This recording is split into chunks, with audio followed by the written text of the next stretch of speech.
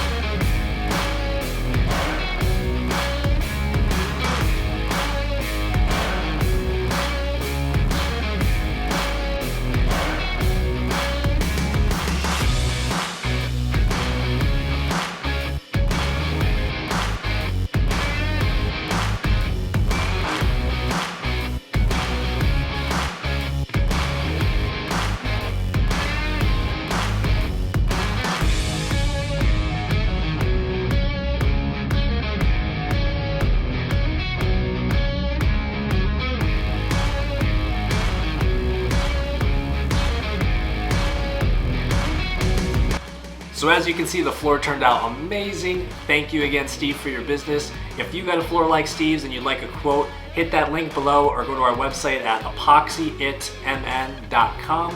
Go to our contact page, fill out the form, and I'll be in touch with you to get you a bid. Thank you again for watching.